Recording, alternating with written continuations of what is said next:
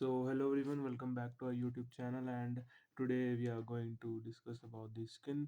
And if you are regularly watching our videos and finding it somewhere around helpful, so please try to show some support by liking and subscribing to our channel. It means a lot to us. So let's start. आज हम पढ़ने वाले हैं skin. So skin क्या है? Skin basically outer covering है हमारी body की. तो इसकी हम डिटेल में बात करेंगे और इसके डिसऑर्डर्स में एक नेक्स्ट वीडियो मींस एक फर्दर वीडियो में डिस्कस करूंगा. इसकी दो वीडियोस बनेगी एक स्किन की. ये थोड़ी लंबी वीडियो होने वाली है तो इसको आपको ढंग से देखना पड़ेगा. ठीक है, सो लेट्स स्टार्ट. देखो, अब देखो मैंने यहाँ पे लिखा हुआ है ना कि स्किन स्किन जो होती है ना, देखो स्किन होती है. अब मैंने शुरू में लाइन देखो क्या लिखी है. Skin is basically the largest organ of our body. अब देखो, कुछ बंदे सोचते होंगे कि हमारी बॉडी का लार्जेस्ट ऑर्गन लिवर है, कुछ सोचते होंगे लंग्स है, कुछ सोचते हैं ब्रेन है. देखो ऐसा नहीं होता. हमारी बॉडी का सबसे लार्जेस्ट ऑर्गन होता है स्किन, क्योंकि वो हमारी पूरी बॉडी के ऊपर फैली होती है. ठीक है, स्किन हमारी फुल बॉडी के ऊपर होती है ना, तो इससे बड़ा ऑर्गन तो, क्योंकि ये फुल बॉडी के ऊपर है तो इससे सबसे ज़्यादा एरिया कवर कर रही है. तो ये आपकी सबसे लार्जेस्ट ऑर्गन हुई. और क्या होता है? स्किन स्किन क्या होती है? What is the basic definition of the skin? कि जो स्किन होती है ना, वो आउटर कवरिंग होती है. स्किन को हम और बोलते हैं डर्मिस. ठीक है, डर्मिस बोलते हैं. और क्या होता है कि skin consist of the 7% of the body weight. कि हमारी बॉडी का समझ लो, a person weight is 75 kg और suppose my weight is 78 kg. So मेरी बॉडी में 78 kg में से 7% जो होगा वो मेरी स्किन का वेट होगा. कुछ मेरी मसल्स का होगा, कुछ मेरी बोन्स का होगा. ठीक है, और उससे उन सबको मिला के मेरा टोटल वेट बनेगा. ठीक है, तो 100 में से 7% जो होगा बॉडी वेट, वो मेरी स्किन का होगा. ठीक है, अब नेक्स्ट पॉइंट कि skin is the part of the integumentary system. ठीक है, अब मैंने बोला है कि जो स्किन होती है ना, वो होती है इंटेग्यूमेंट्री सिस्टम का पार्ट. ठीक है, तो व्हाट इज इंटेग्यूमेंट्री सिस्टम? जैसे मैं एक सपोज कर लो, हम डिफरेंट डिफरेंट सिस्टम्स पढ़ते हैं, जैसे digestive system, sorry, the urinary system, reproductive system, endocrine system, exocrine system, और आपका स्केलेटल सिस्टम, आपका nervous system. Different different type के सिस्टम होते हैं. जैसे एग्जांपल डाइजेस्टिव सिस्टम्स में क्या आते हैं? आपका stomach, small intestine, large intestine. Main function is digestion.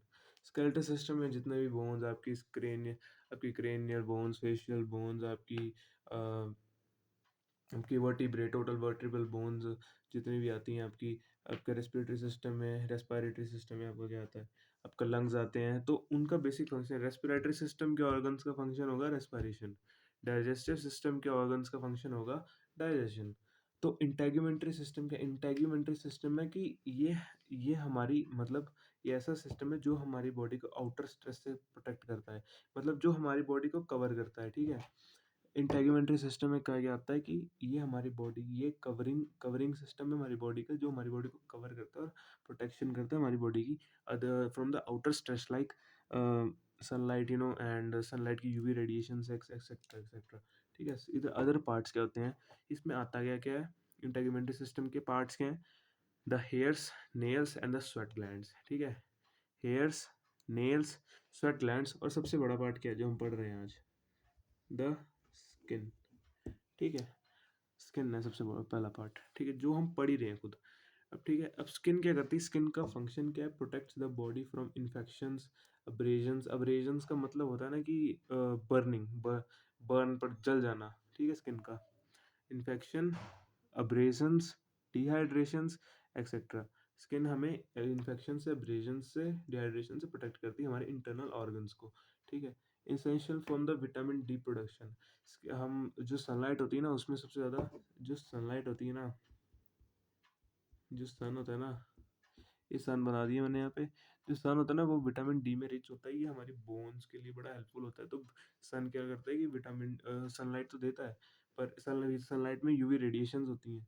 तो यूवी रेडिएशंस तो वो हमारे लिए हार्मफुल होती हैं. तो हमारी स्किन क्या करती है? यूवी रेडिएशंस को मतलब एक तरह से फिल्टर का काम करती हैं, और उसमें से विटामिन डी कलेक्ट कर लेती हैं और हमारी बोन्स तक पहुँच जाती हैं, जिससे हमारी बोन्स को न्यूट्रिशन मिलता है और वो हार्ड रहती हैं.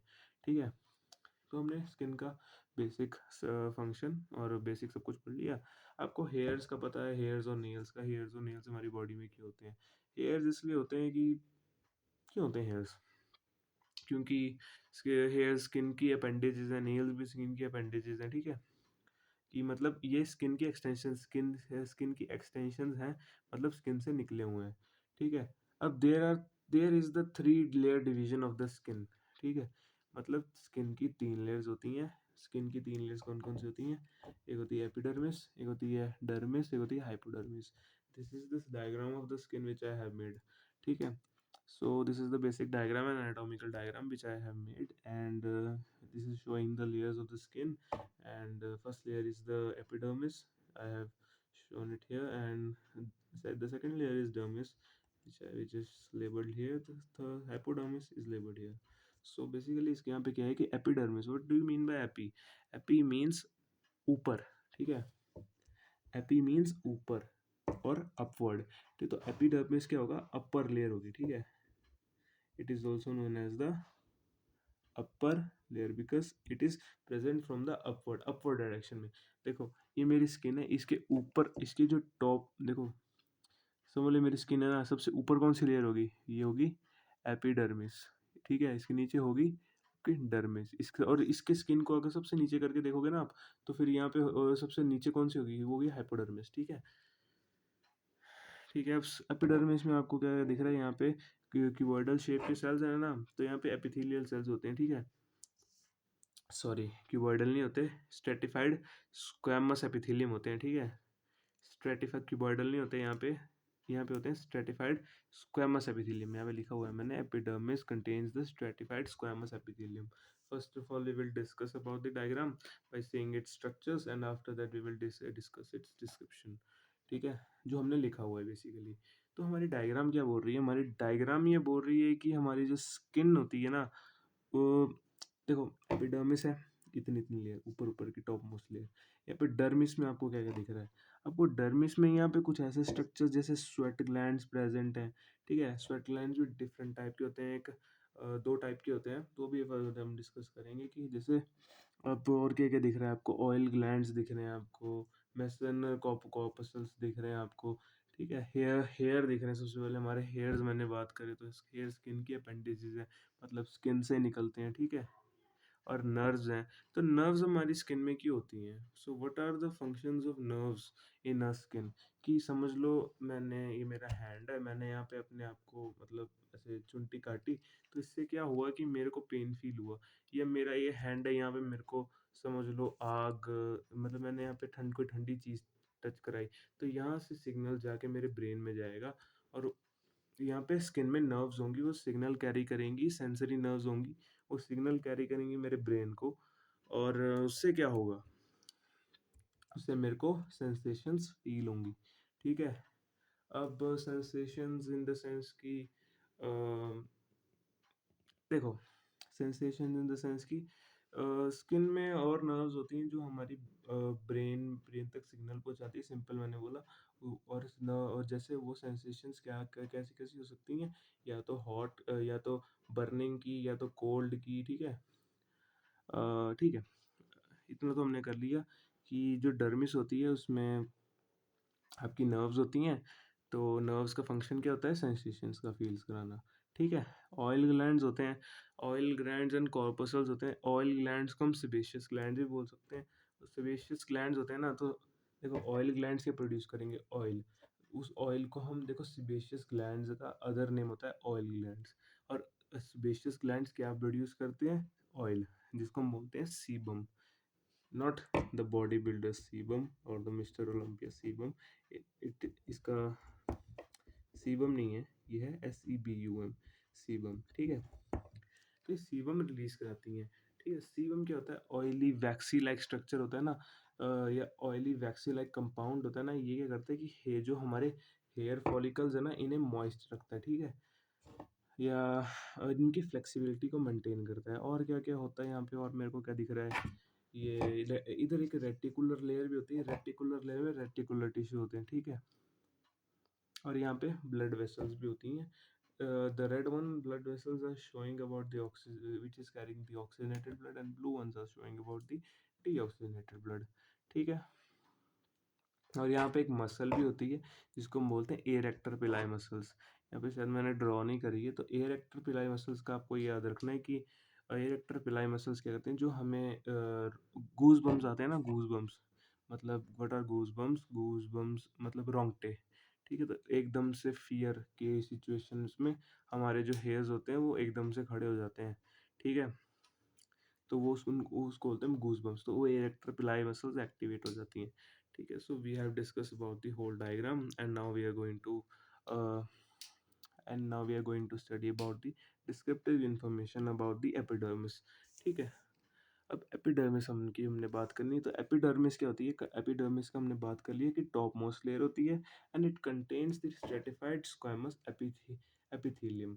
इसमें कौन से एपिथेलियल टिश्यू होते हैं? इसमें होते हैं simple sorry the stratified squamous epithelium. ठीक है, मैंने स्ट्रेटिफाइड इसलिए बोला कि हमने स्ट्रेटिफाइड जो होते हैं ना, वो होते हैं आपके स्ट्रेटिफाइड कौन से होते हैं? स्ट्रेटिफाइड होते हैं आपके केराटिनाइज्ड एंड नॉन केराटिनाइज्ड। क्योंकि आपको देखो ना, आपकी स्किन में केराटिन प्रोटीन प्रेजेंट होता है। ठीक है, आपके हेयर्स में भी प्रेजेंट होता है। तो ये पे स्ट्रेटिफाइड इसलिए लिखा। Squamous, why have written squamous because they are in rectangular shape.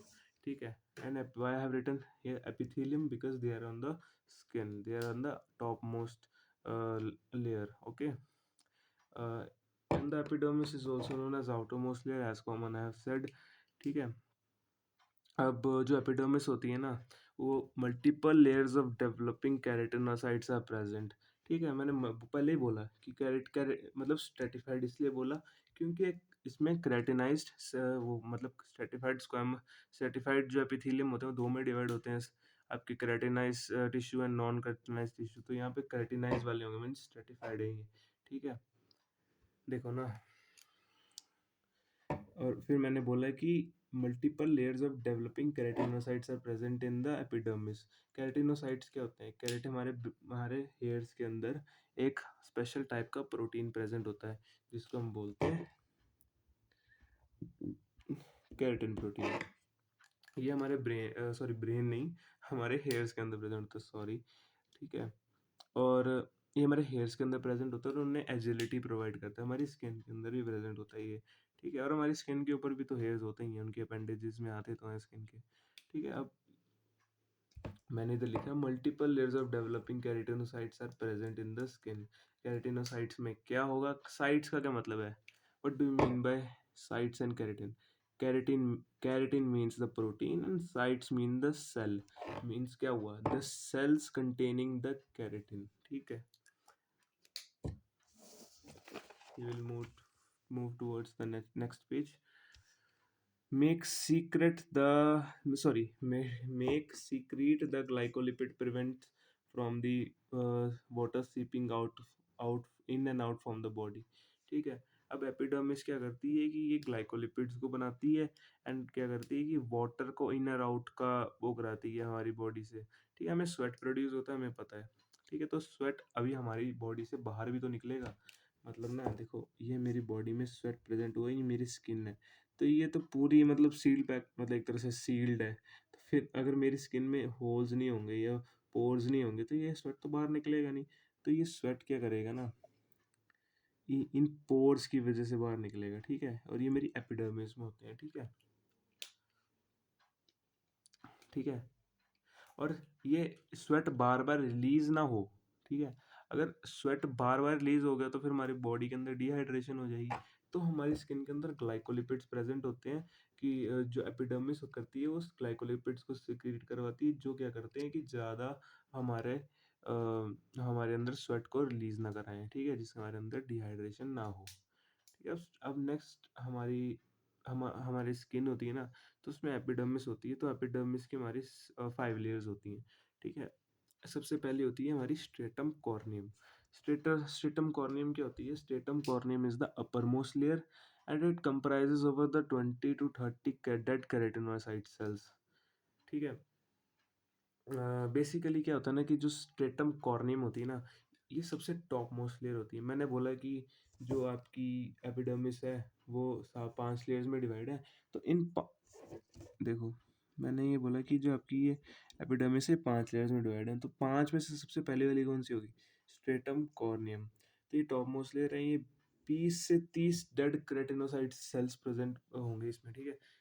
सबसे बेसिक बात सबसे बेसिक बात क्या है सबसे बेसिक बात? सबसे बेसिक बात ये है कि जो हमारी एपिडर्मिस है उसमें केराटिनोसाइट्स प्रेज़ेंट है, हमें ऑब्वियसली पता है। अब स्ट्रेटम कॉर्नियम के अंदर 20 से 30 डेड केराटिनोसाइट सेल्स हैं, ठीक है? और ये क्या क्या होंगे? ग्लूड होंगे। किससे? ग्लाइकोलिपिड से। ग्लाइकोलिपिड्स क्यों? क्योंकि ये वाटर को इन और आउट कराते हैं, ठीक है? Water means what? Kind of sweat हो गया, नेचुरल वाटर हो गया, ठीक है? अब dead keratinocyte secrete the defensins to fight pathogens. एक एक स्पेशल कंपाउंड होता है which is also known as the defensins. What does the defensins do? Defensins basically fight the pathogens and the bacteria and the basically fungus है, okay? ताकि हमारे skin पे infection ना हो, ठीक है? ये सिक्रीट ना हो तो हमें वही स्किन इन्फेक्शंस हो जाते हैं, ठीक है? अब स्ट्रेटम कॉर्नियम में और क्या आता है? Stratum corneum cells from the stratum lucidum, ठीक है? बेसिकली स्ट्रेटम कॉर्नियम के बाद आती है स्ट्रेटम लुसिडियम। तो स्ट्रेटम लुसिडियम का यहाँ पे मैंने क्यों लिखा हुआ है कि स्ट्रेटम लुसिडियम होती है ना, देखो ये मैंने 1 2 3 4 5 लेयर्स बना दी। ये आपकी होल एपिडर्मिस है। ये आपकी stratum corneum SC, stratum lucidum, ठीक है? अब स्ट्रेटम लुसिडियम क्या होती है ना कि स्ट्रेटम लुसिडियम ना अपने सेल्स को ऊपर को पुश करती है। इस ऊपर से पुश करने से क्या होगा कि जो स्ट्रेटम कॉर्नियम होंगे ना उसके सेल्स और ऊपर पुश हो जाएंगे। In the sense of first layer is stratum corneum, मतलब उसके सेल्स टू ऊपर उठ जाएंगे और टूट जाएंगे, ठीक है? और मीन्स ना cells from the stratum lucidum push ups the cells from the stratum corneum, and these cells from this layers will shed। जो स्ट्रेटम कॉर्नियम के सेल्स होंगे वो शेड कर जाएंगे and causes this skin flake and the dandruff. हमें skin flakes जो होते हैं और डैंड्रफ की होती हैं वो क्यों होती हैं कि जो स्ट्रेटम लुसिडियम के सेल्स होंगे ना वो स्ट्रेटम कॉर्नियम को पुश करके ऊपर आ जाएंगे, ठीक है? इसलिए होता है ये। So it is very important, ये कॉन्सेप्ट यहाँ पे समझना बहुत बहुत इंपॉर्टेंट है, ठीक है? सो द नेक्स्ट लेयर, ठीक है? अगर हम इधर मैंने इधर लिखा है कि stratum lucidum it is the fourth layer. Fourth layer, देखो इधर कंफ्यूजन हो सकती है कि ये फोर्थ लेयर क्यों बोला मैंने यहाँ पे। मैं ऊपर से नहीं कर रहा हूँ, ऊपर से फिफ्थ सेकंड, फिर मतलब ऊपर से फिफ्थ, नीचे से फोर्थ, फिर थर्ड, फिर जो इनर मोस्ट होगी फर्स्ट लेयर होगी। अब ऐसे भी लिख सकते हो कि जो स्ट्रेटम कॉर्नियम होगी फर्स्ट, फिर ये सेकंड, ठीक है? पर मैंने टॉप से बॉटम लिया है, ठीक है? So you will not get confuse here, ठीक है? यहाँ पे कंफ्यूज नहीं होना है। जो स्ट्रेटम लुसिडियम होती है ना, स्ट्रेटम लुसिडियम क्या होती है कि it is the fourth layer. ये फोर्थ लेयर होती है इन द सेंस कि स्ट्रेटम कॉर्नियम के बाद, आप ऐसे भी लिख दो कि स्ट्रेटम कॉर्नियम के बाद वाली लेयर होती है। अब स्ट्रेटम लुसिडियम क्या होती है कि is comprising of the 2-3 dead keratinocyte cells, ठीक है? मतलब ये 2 से 3 डेड केराटिनोसाइट सेल्स होंगे इसमें। स्ट्रेटम कॉर्नियम में 20 से 30 थे। You should remember the keratinocytes number in the stratum corneum, stratum lucidum, granulosum, further the epidermis layers। इसकी इस एपिडर्मिस की लेयर्स में जितनी भी स्ट्रेटम वाली लेयर्स हैं इनके आपको सिर्फ केराटिनोसाइट्स के नंबर याद करने हैं, ठीक है? और बाकी तो याद करना ही है, ठीक है? That have secreted most of the laminar ग्रैन्युल्स। ये सबसे ज़्यादा अपने लेमिनर ग्रैन्युल्स को सिक्रीट कराती है क्या? Stratum lucidum. And only found in the thick skin. हमारी बॉडी में थिक स्किन कहाँ पे होती है? ये मेरा पाल्म है, ये मेरा पाल्म है। यहाँ की स्किन देखूंगा तो ये बड़ी थिक है, मोटी है। अगर मैं अपना टो देखूंगा जो मेरा एडी है, तो उसकी स्किन भी वो होती है, हार्ड या थिक होती है।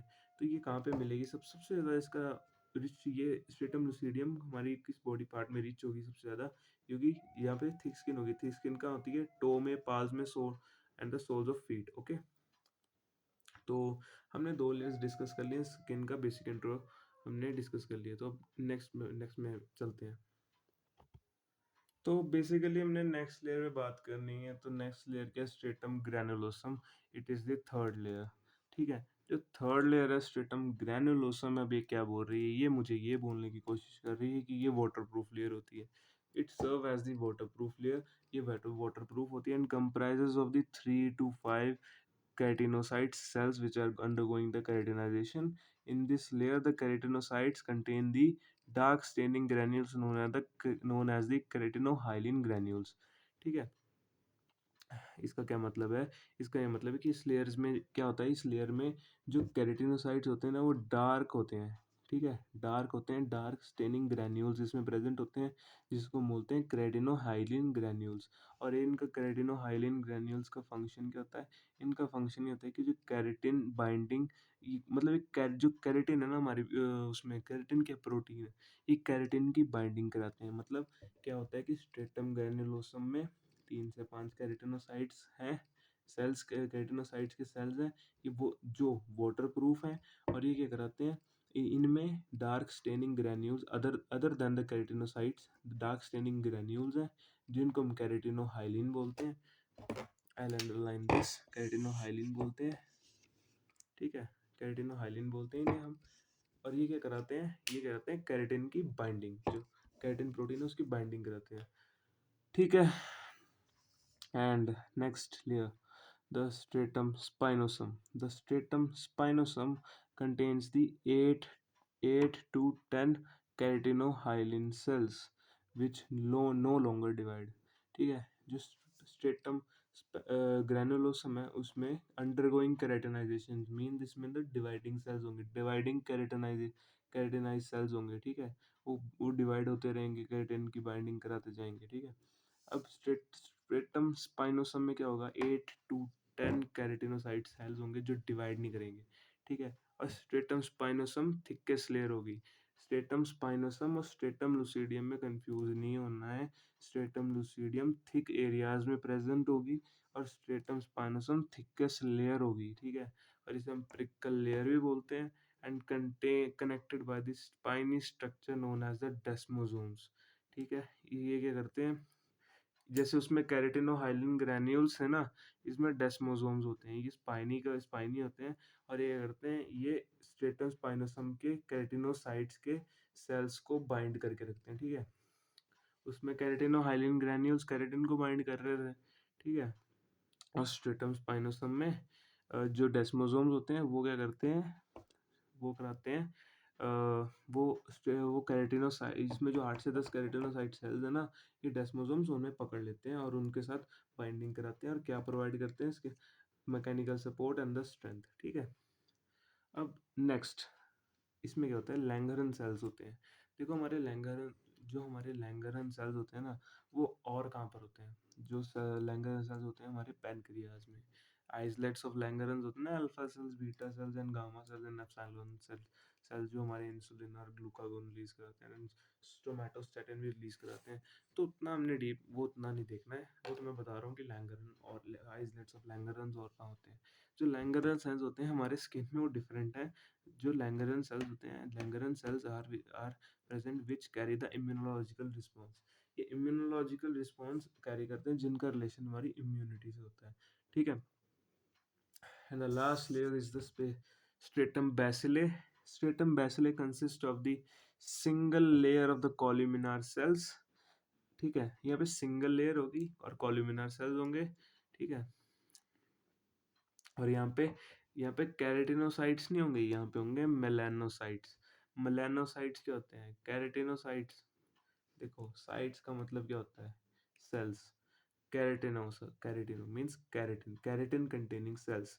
यहाँ पे क्या है, मेलानो, और मेलानो का मतलब मेलेनिन। मेलेनिन एक कंपाउंड होता है या हार्मोन होता है। ठीक है, मेलेनिन, और साइट्स मतलब cell means melanin containing cells. Melanin क्या होता है, हमारी स्किन का कलर। देखो मेरी स्किन का कलर कुछ टाइप का सांवला टाइप का है, कुछ का गोरा होता है, कुछ का काला होता है।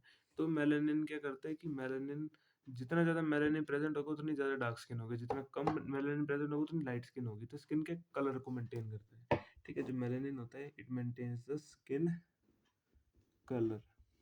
ठीक है, और ये क्या होती है, deepest layer of the epidermis होती है, डीपेस्ट लेयर होती है। ये स्ट्रेटम स्पाइनोसम थिकेस्ट लेयर होती है, और स्ट्रेटम लुसिडियम हमारी थिक रीजन्स में प्रेजेंट होती है, ठीक है? We should not be confuse here, ठीक है? जो स्ट्रेटम बेसिले होती है, यहाँ पे मेलानिन सिक्रीट होता है, और एक ये मेलानिन क्या करता है, जितना ज़्यादा मेलानिन प्रेजेंट होता है ना, और वो उतना ही ज़्यादा हमारी स्किन को किससे वो कर देता है, प्रोटेक्ट यूवी रेडिएशन से। हमारे सन से आती है ना यूवी रेडिएशन, और जितना कम मेलानिन प्रेजेंट होगा उतना हमारा स्किन को उतना ही प्रोन कर देगा, किसको, ये प्रोन मतलब जितना ही ज़्यादा मतलब अफेक्ट कर देगा हमारी स्किन को, किससे, हमारी स्किन बड़ी जल्दी इफेक्ट होगी यूवी रेडिएशन से, ठीक है? तो उन उन बंदों को स्किन की डिसऑर्डर्स या एक तरह से स्किन इन्फेक्शंस बहुत ज़्यादा होंगे यूवी रेडिएशन से, ठीक है? सो सो अब हम नेक्स्ट पे मूव करते हैं। So what I have made here is a mind map. So इसमें कुछ नहीं, जितना भी हमने अभी पढ़ा भी उसको एक मैंने से समराइज कर दिया है। तो ठीक है, मैंने यहाँ पे लेयर्स बनाई हैं। देखो, आपकी स्ट्रेटम कॉर्नियम में, आपकी लुसीडियम में, आपकी स्टेनोलोसम में, आपकी स्पॉन्जिसम, और आपकी ये बेसिले, ठीक है? स्ट्रेटम कॉर्नियम क्या बोल रही है, सेल्स आपकी क्या बोल रही है, ये आपकी बोल रही है cells from stratum lucidum push up क्या करते हैं, डैंड्रफ और स्किन फ्लेक्स। जो आपके स्किन फ्लेक्स होते हैं स्ट्रेटम कॉर्नियम से पुश करते हैं, और स्ट्रेटम लुसीडियम से पुश करते हैं, और स्ट्रेटम कॉर्नियम में आके स्किन डैंड्रफ्स और वो आपके स्किन फ्लेक्स कराएंगे, ठीक है? और ये डिफेंसेस को सिक्रीट करेंगे, और ये क्या करेंगे, डिफेंसेस को सिक्रीट करके पैथोजन से फाइट करेंगे। It is the upper most layer है, 20 से 30 केराटिनोसाइट सेल्स होंगे। मतलब हमने एक चीज़, मैंने जितनी भी लेयर्स हमने आपने पढ़ी और इसमें हम आपने देखा, तो इसमें क्या होगा, इसमें ये होगा कि सबसे ज़्यादा हमने ऑब्जर्व किया कि स्ट्रेटम कॉर्नियम में सबसे ज़्यादा केराटिनोसाइट्स प्रेजेंट है, 20 से 30 है, ठीक है? और इसमें याद रखना आपको, और इसमें ग्लाइकोलिपिड्स होंगे जो वाटर इन और आउट को मेंटेन करेंगे, ठीक है? Okay, next layer, stratum lucidum contains a 2 to 3 keratinocyte cells found in the thick regions of the body, such as the toe and palm. ठीक है? Stratum granulosum comprises of the 3 to 5 keratinocyte cells. Layer, waterproof layer contains the dark staining granule known as the keratinohyalin granules. Functions is the keratin binding. And stratum, next layer is stratum spongisum, ठीक है? What is the stratum spongisum? Contains the 8 to 10 keratinocyte cells which no longer divide. Thickest layer of the epidermis, known as the perical layer. Desmosomes present provide the support and strength. Langerhans is present, which provides the what is providing, ठीक है? क्या provide करता है, याद करने की कोशिश करो, क्या प्रोवाइड करता है, इम्यूनोलॉजिकल रिस्पॉन्स, ठीक है? अब stratum basale, last layer, consist of the single layer of the columnar cells, melanocytes present. मैं जितना ज़्यादा मेलानिन उतनी ज़्यादा डार्क स्किन, उतना ज़्यादा यूवी रेज से बचा हुआ, जितना कम मेलानिन उतना वाइट कलर, और उतना यूवी रेज से हार्म होने का खतरा, ठीक है? Protects from the UV rays, melanin function, ठीक है? मेलानिन का फंक्शन ये लिखा हुआ है, ठीक है? So it's some basic mind map, total summary कर दी है, इसको पढ़ लो। पीछे जो भी इतना लंबा बढ़ा चढ़ा के लिखा, बढ़ा चढ़ा के क्या, जितना भी था वो यहीं पे लिख दिया छोटा करके, और क्या। सो इसको आप ध्यान से देख लो,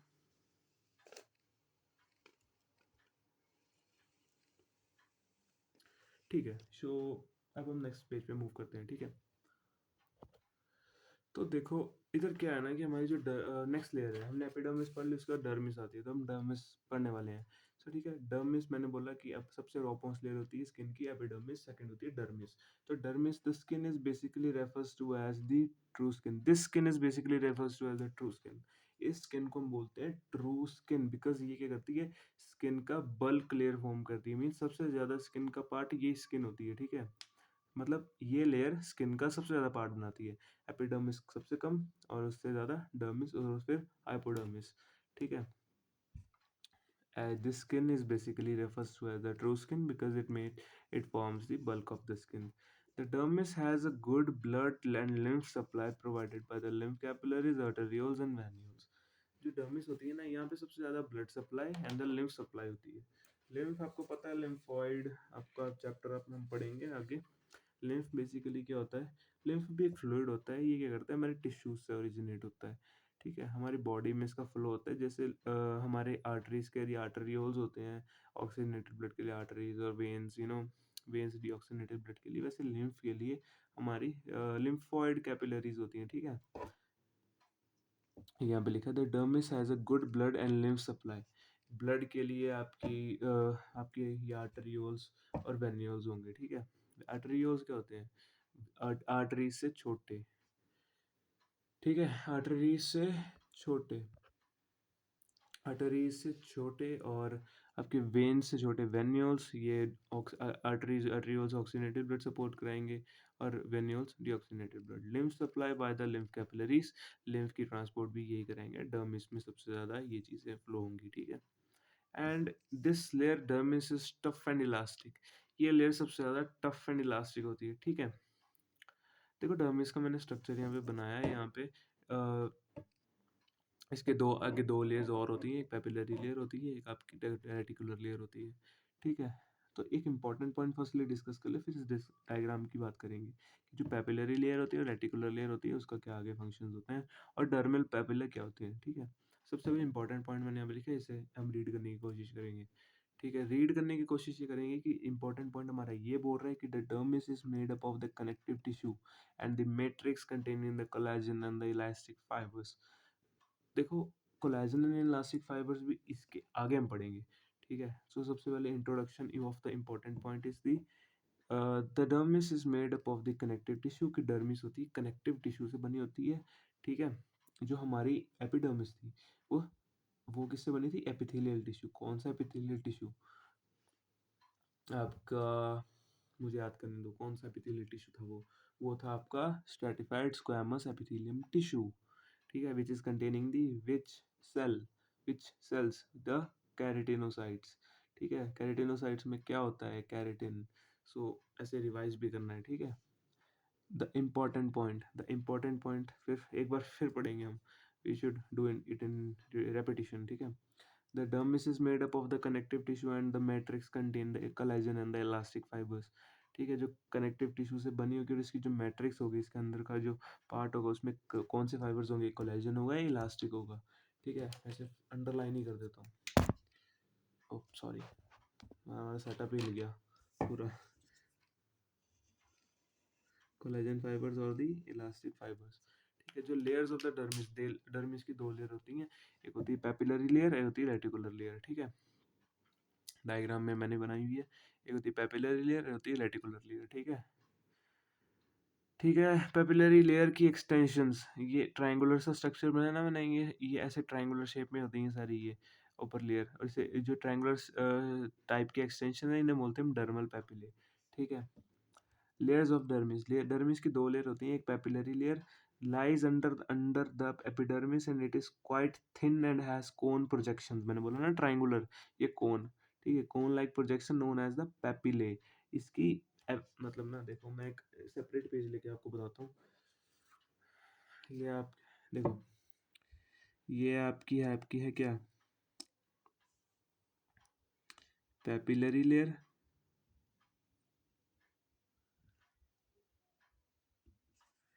ठीक है, इसमें से कोन जैसी प्रोजेक्शन होंगी, इसे आप बोलोगे डर्मल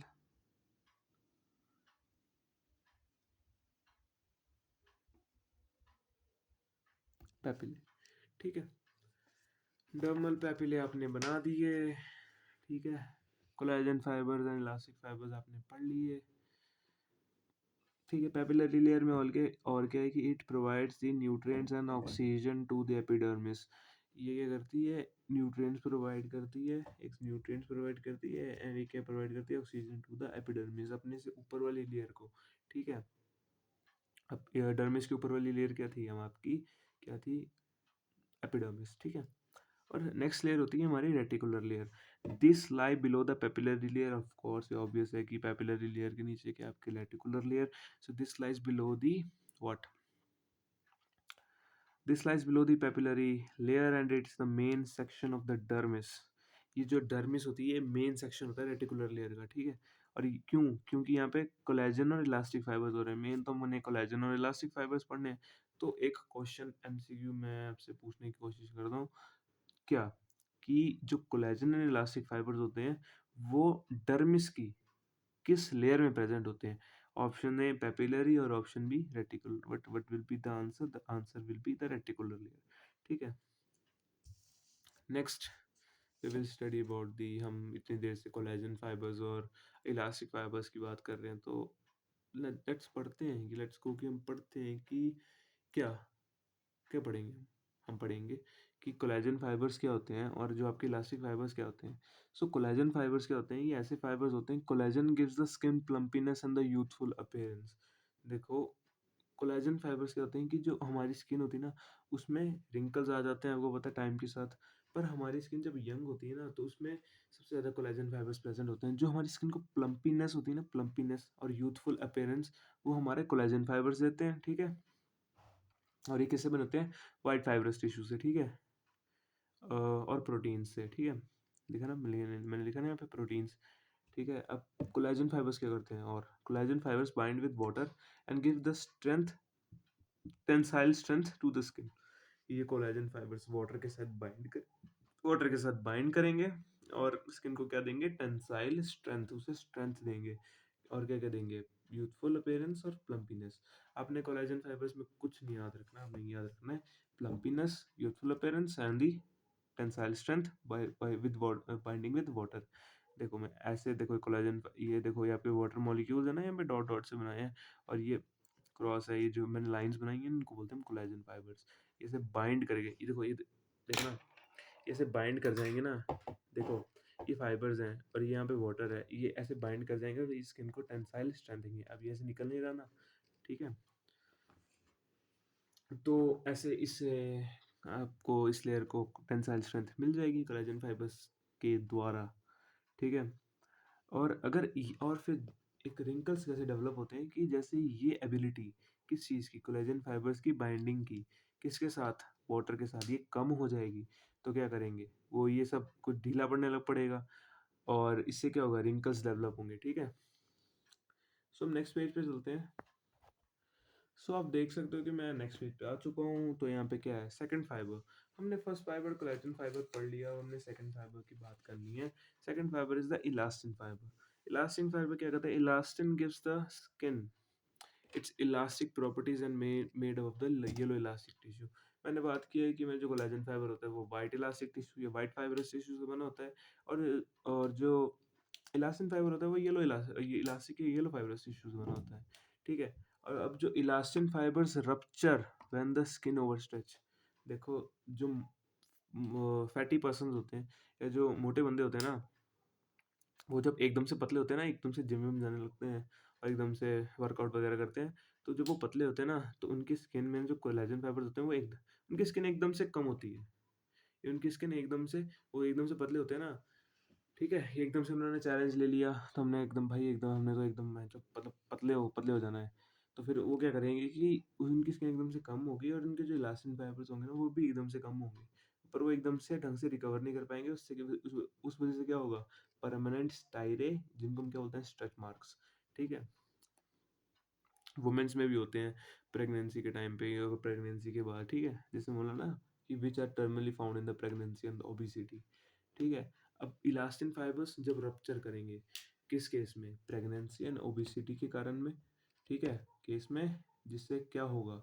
स्किन ओवरस्ट्रेच हो जाएगी और उससे क्या होगा? परमानेंट मार्क्स और जिसे परमानेंट स्टायरे एंड और which are also known as the stretch marks.